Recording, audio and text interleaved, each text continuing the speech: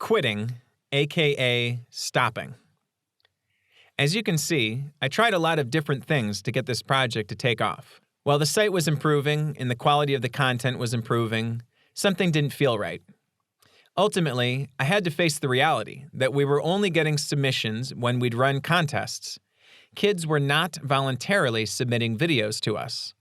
Running a contest was supposed to be an initial marketing tool to get the word out, but it had turned into the actual means by which we sourced content. I hated that kids were only making content when they were motivated by an external reward, whether it was a prize in our contests or a grade in their class. I wanted to work on something that inspired people's intrinsic motivation, to inspire them to create things for the joy of creating. I also became very frustrated that Open Source High was not developing into a community. While we were getting more and more teens to create videos, they didn't engage with one another.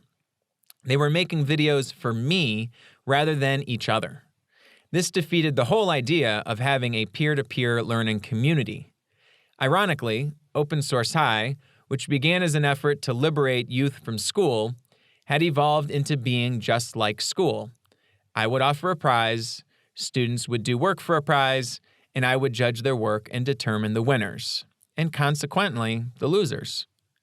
It was with this frustration that around May of 2016, after almost 2 years of working on Open Source High, that I decided I needed to take a break from the project and step back.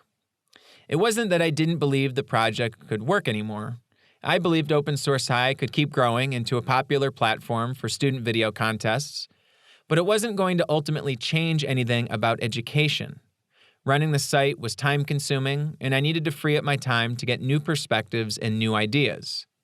One way of looking at this is that I quit. I gave up.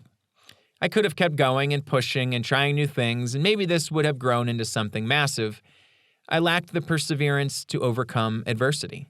You could also say that I failed, that I just wasn't good enough to accomplish something great. Our society seems to hang on to firm labels like quit and failed. While it is true that I failed in my goal of changing the world, and it's true that I quit working on this particular project, I persistently continue to make changes in education. One cannot say one has failed until they are done, and I am far from done. And it's hard to look back on the time I spent as being a failure, because I learned so many valuable skills, met some great people, and had a lot of fun working on it.